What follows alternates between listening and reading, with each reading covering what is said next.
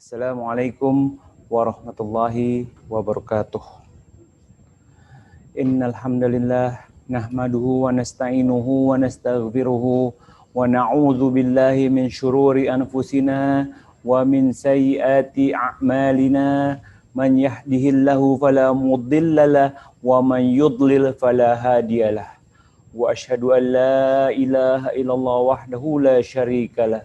Wa asyhadu anna Muhammadan abduhu wa rasuluh. Ya ayyuhallazina amanu taqullaha haqqa tuqatih wa la tamutunna illa wa antum muslimun. Ya ayyuhan nasu taqu rabbakumul ladzi khalaqakum min nafsin wahidah wa khalaqa minha wa zawjaha wa batha minhuma rijalan katsiran wa nisaa wa taqullaha allazi tasaaluna bihi wal arham. Innallaha kana 'alaikum raqiba. Allahumma salli ala Muhammad wa ala alihi wa sahbihi wa man tabi'ahum bi ihsanin ila yaumiddin, amma ba'd. Alhamdulillah, kita ketemu lagi di pembahasan kitab Muslim Tetapi Musyrik. Anda sambil ini ya, admit. Walaupun orang-orang lagi cuti bersama, walaupun orang-orang masih staycation, ya, katanya lagi staycation katanya. Yang lagi di mana nggak apa-apa. Kita bisa belajar di mana aja. Dan alhamdulillah kita bisa hadir di majelis ilmu ini bukan karena usaha kita, bukan karena kita beli paket data, bukan. Karena Allah izinkan kita untuk belajar menimba ilmu syar'i. Dan yang ini yang kita pelajari adalah ilmu dasar, ilmu pondasi, ilmu pokok dalam agama Islam, yaitu ilmu tauhid. Ilmu tauhid, bagaimana mengesahkan Allah Subhanahu wa taala dan bagaimana menjauhkan diri kita dari kesyirikan. Bagaimana kita bisa menjauhkan diri dari kesyirikan? How do we know? Tentu by learning, ya kan? Dengan belajar kita bisa tahu. Kalau nggak belajar nggak bakal bisa. Mau katanya si ini, kata si itu nggak bisa. Kita harus belajar berdasarkan dalil, berdasarkan Al-Quran dan Sunnah. Makanya kita belajar menggunakan kitab Muslim Tetapi Musyrik. Baik, Ana share screen ya. Buat yang punya buku di halaman 103, tapi yang di slide halaman 99. Enggak apa-apa. 103 sama 99 ya. Yang mau lihat di slide enggak apa-apa. Isam mau baca? Ayo Sam, tafadhol. Bismillah. Wa dalilu qauluhu ta'ala wa qatiluhum hatta la takuna fitnatu wa yakuna dinu kulluhu lah. Dalil hal ini adalah firman Surat Al-Anfal ayat 39. Dalil hal ini adalah firman Allah Subhanahu wa taala yang artinya, dan perangilah mereka supaya jangan ada fitnah, supaya agama itu semata-mata untuk Allah. Quran Surat Al-Anfal ayat 39. Syekh berkata, dalil ini adalah firman Allah Subhanahu wa taala yang artinya, dan perangilah mereka supaya jangan ada fitnah dan supaya agama itu semata-mata untuk Allah. Quran Surat Al-Anfal ayat 39. Maksudnya ini adalah dalil dari perkataan Syekh rahimahullah sebelumnya mengenai perangai orang-orang musyrik tanpa membeda-bedakan sesembahan mereka.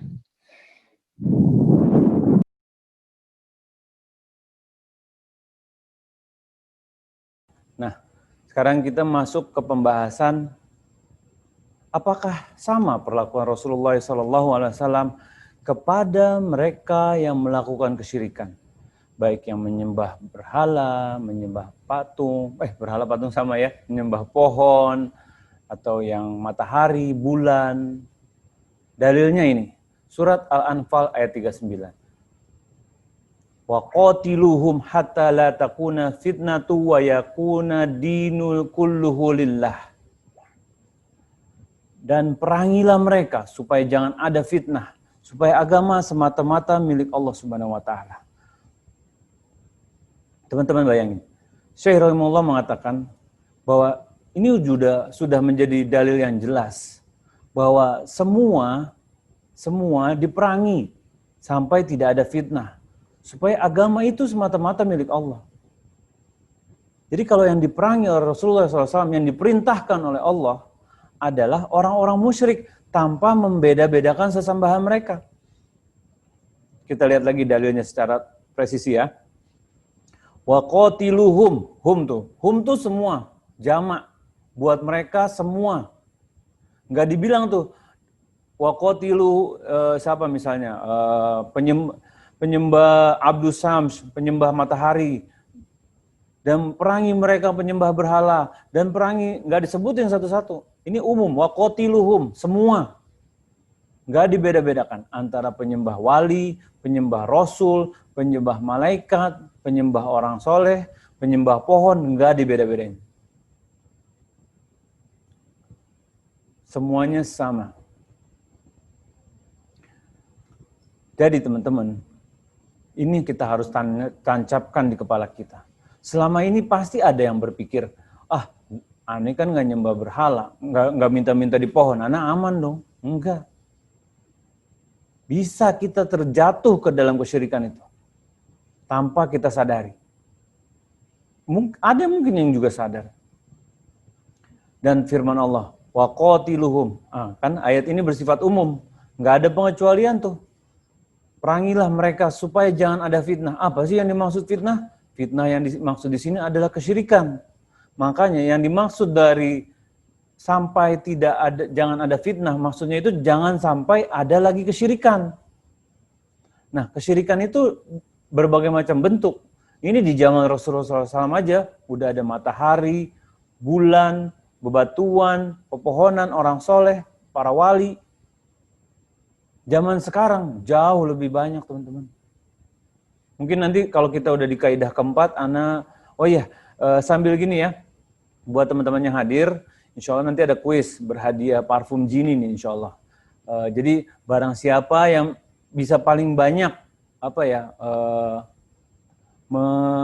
menuliskan di chat, maksudnya linknya kah atau kata-katanya kah yang berisikan kesyirikan zaman sekarang. Karena macam-macam tuh. Kemarin waktu di awal kajian aja kita lihat tuh ada yang aura, ada yang apalagi tuh macam-macam deh. Jadi mungkin dengan bertambahnya, mungkin dengan teman-teman saling share, kita bisa tambah pengetahuan, bisa saling tahu, oh ini syirik, ini bukan, ini syirik, ini bukan. Jadi kita bisa kumpulkan semua dan kita bisa lebih berhati-hati. Dan mungkin nanti insya Allah bisa kita tuliskan menjadi suatu artikel di thehabaib.com biar bisa jadi patokan kesyirikan-kesyirikan zaman sekarang, biar kita bisa berhati-hati terhadapnya. Jadi bagi siapa yang menulis paling banyak, kesyirikan loh ya, dan benar loh ya, jangan asal-asalan, dan ada linknya. Jadi kita sebagaimana beragama sesuai dalil, kita juga kalau bicara harus sesuai dalil. Jangan kita bicara tapi nggak ada, oh ini begini aja tanpa ada referensi. Tulisin referensinya biar kita bisa kumpulin semua insya Allah ya. Nah, jadi kalau zaman dulu ada orang soleh, ada bebatuan, pepohonan, matahari atau bulan. Zaman sekarang, Ana lihat aja ada yang nyembah spaghetti. Coba teman-teman bayangin, ada yang nyembah spaghetti, ada yang nyembah apa lagi itu ya? Nyembah Google. Tuh. Ada yang nyembah Google, teman-teman bisa bayangin nggak? Nyembah Google, nyembah spaghetti, bayangin nyembah spaghetti. Dan masih macam-macam lagi. Nah, lanjutkan ya. Lalu firman Allah selanjutnya, wa yakuna dinu kulluhu lillah, dan supaya agama itu semata-mata untuk Allah. Maksudnya apa? Maksudnya bahwa setiap ibadah hanya berhak ditujukan kepada Allah. Allah tidak boleh disekutukan dengan sesembahan apapun. Karenanya tidak ada sesembahan syirik karena tidak ada bedanya syirik dalam penyembahan terhadap wali, orang soleh, bebatuan, pepohonan, setan maupun lainnya. Oh iya, ada juga tuh kesyirikan zaman sekarang tuh, nyembah setan. Bayangin teman-teman. Jadi kita suruh hati-hati tuh. Dan yang dimaksud dari din di sini, agama ya, maksudnya penyembahan dan ketaatan.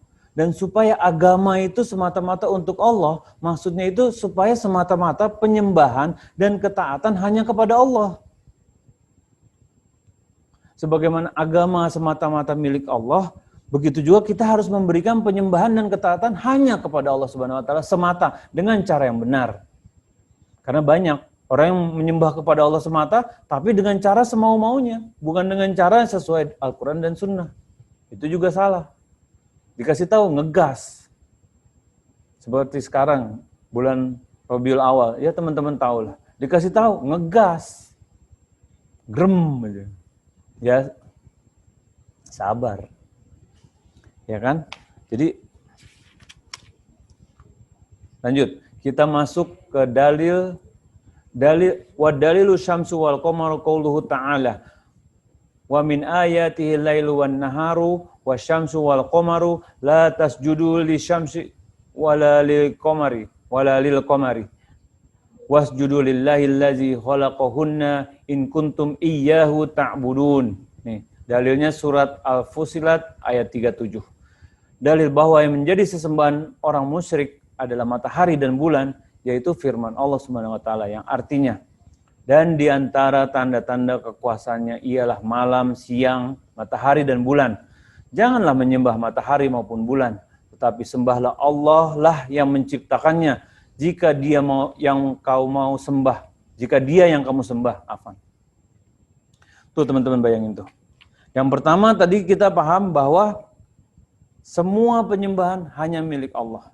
Ternyata di balik itu ada juga sesembahan kepada selain Allah, di mana orang-orang musyrik itu menyembah kepada bulan dan matahari. Dari mana kita tahu? Dan di antara kekuasaan di surat Fusilat ayat 37 teman-teman. Janganlah menyembah matahari dan bulan. Tuh larangan tuh. Tetapi sembahlah Allah yang menciptakannya. Jika dia yang kamu sembah.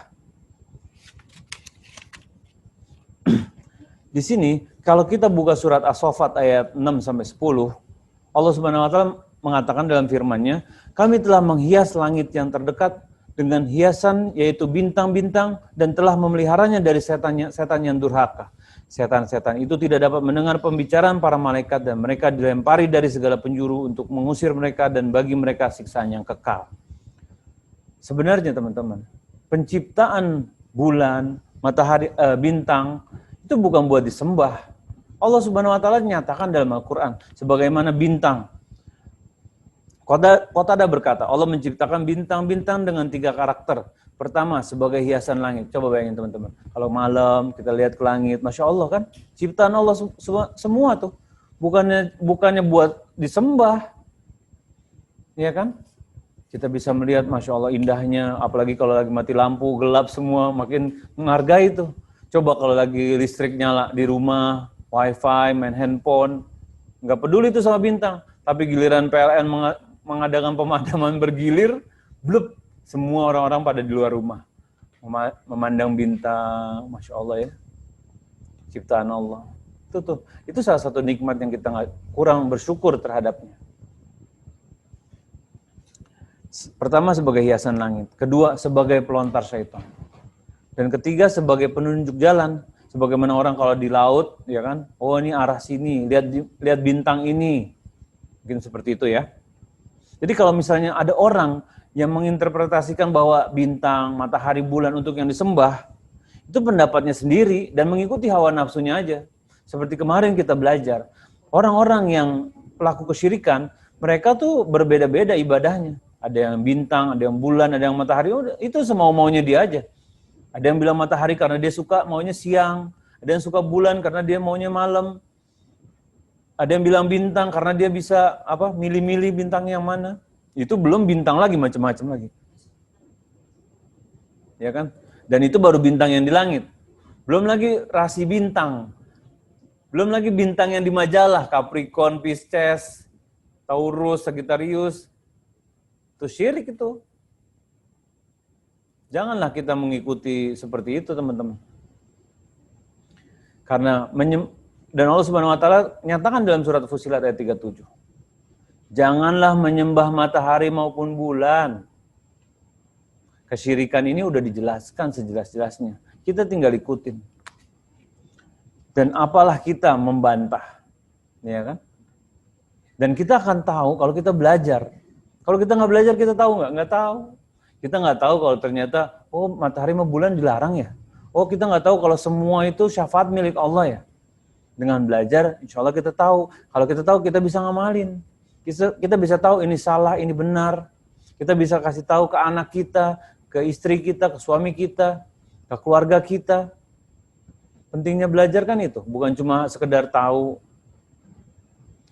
Ayat di atas menunjukkan bahwa ada orang yang menyembah, bersujud kepada matahari dan bulan.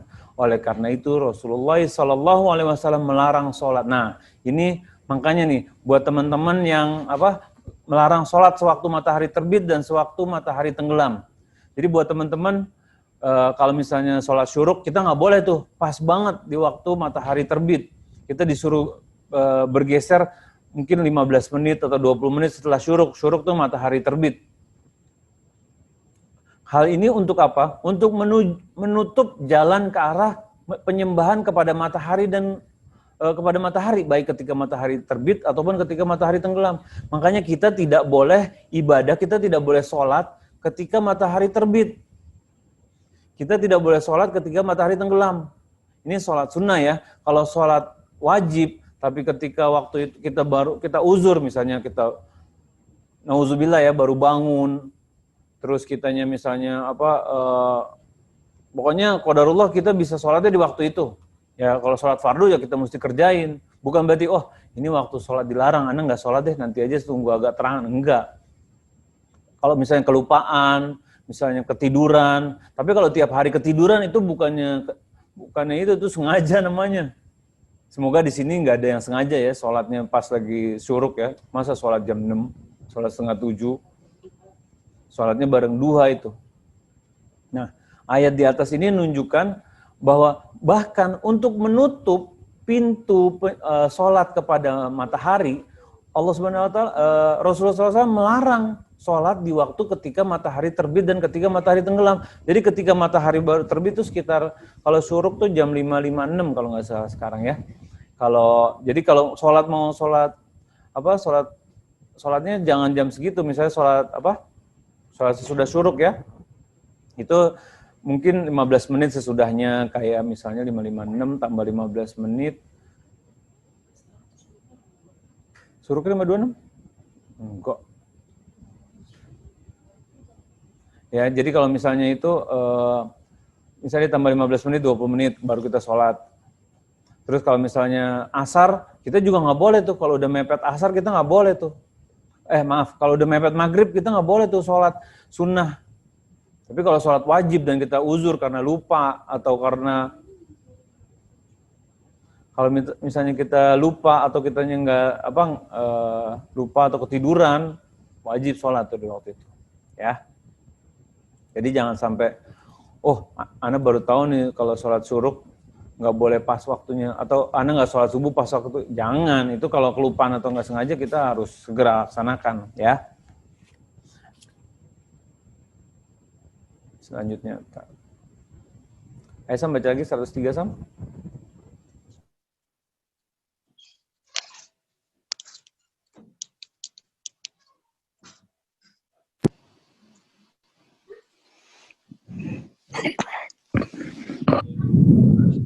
Yaitu menyembah matahari, karena memang ada orang yang menyembah matahari ketika terbit dan tenggelam. Oleh sebab itu kita dilarang mengerjakan sholat pada dua waktu yang terlarang ini, walaupun sholat tersebut dikerjakan ikhlas karena Allah. Sholat pada kedua waktu tersebut termasuk tasyabuh, menyerupai orang musyrik. Oleh karena itu kita dilarang melakukan hal ini untuk menutup jalan wasilah menuju kesyirikan. Rasulullah datang untuk melarang kesyirikan dan menutup berbagai wasilah menuju kesyirikan tersebut. Ini udah ya, udah cukup jelas ya, bahwa kita nggak boleh menyembah matahari ketika terbit. Orang yang menyembah matahari ketika terbit dan tenggelam itu emang ada. Jadi kita makanya dilarang untuk mengerjakan sholat pada waktu. Jadi kalau misalnya datang ke masjid nih, oh mau sholat maghrib, oh tinggal 10 menit, Anda mau sholat sunnah dulu misalnya. Kalau memang waktunya pas lagi kalau misalnya dia mau cuma sholat sunnah mutlak, nggak boleh. Ya kan? Sholatnya kalau sholat tanpa alasan nggak boleh. Kalau sholatnya ada alasan boleh. Kalau misalnya masuk masjid, boleh. Tapi kalau misalnya lagi duduk-duduk, Anda mau sholat aja lah. Nggak boleh tuh kalau lagi waktu ketika matahari terbit sama ketika matahari tenggelam. Baik, selanjutnya. Jadi tidak boleh beribadah dilarang menyembah kepada matahari dan bulan. Dalil larangan menyembah kepada malaikat. Wa dalilu al-malaikati qauluhu ta'ala. Nah, wala ya'murakum an tattakhidhu al-malaikata wan nabiyina arbaban. Surat Al-Imran ayat 80. Dalil bahwa yang disembah adalah malaikat, yaitu firman Allah Subhanahu wa taala yang artinya, dan tidak wajar pula baginya menyuruhmu menjadikan malaikat dan para nabi sebagai Tuhan, arbaban, sebagai Tuhan. Jadi kita di kaidah yang ketiga ini kita mempelajari macam-macam penyembahan yang penyembahan orang musyrik yang diperangi oleh Rasulullah SAW, ya kan? Tadi matahari dan bulan, sekarang ada juga yang menjadikan malaikat dan para nabi sebagai Tuhan, ya kan? Para nabi contohnya nih, nanti dijelaskan di bawah. Rasulullah mengatakan bahwa dalil bahwa yang disembah adalah malaikat, ya, dan para nabi, ini juga termasuk kesyirikan. Teman-teman bayangin, memang nabi dan malaikat memiliki kedudukan tinggi di dalam Islam. Posisinya, derajatnya lebih tinggi, ya kan? Tapi bukan berarti mereka itu boleh disembah. Tapi apa yang terjadi sekarang? Ya kan?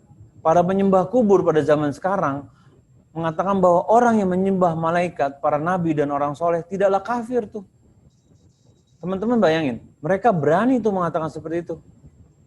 Dan kadang mereka membuat syair-syair atau prosa-prosa atau doa-doa yang dalam bahasa Arab, dan jika dilihat artinya, ternyata itu mengandung kesyirikan.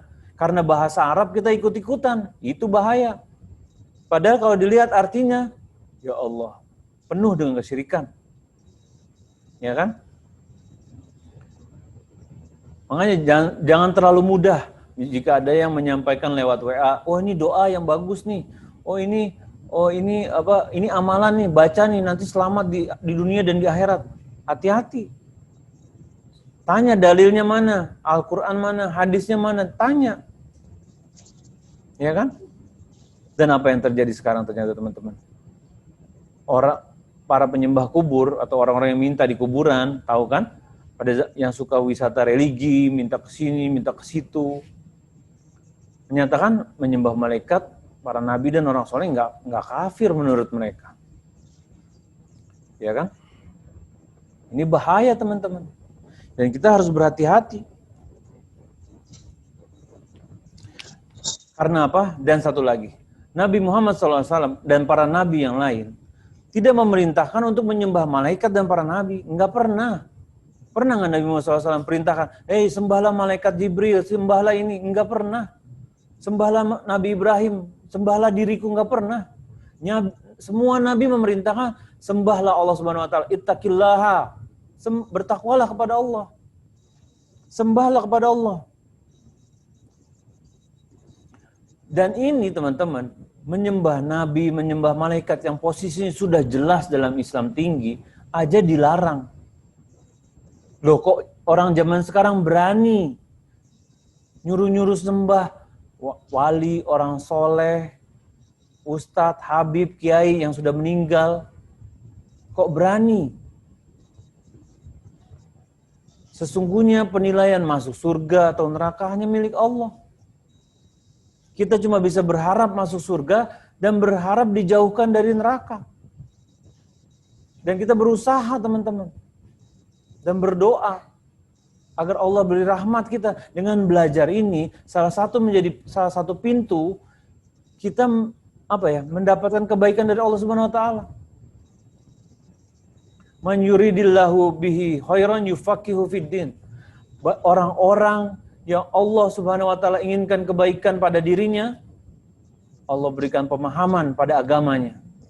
Jadi alhamdulillah yang bisa hadir di sini moga Allah berikan pemahaman agama.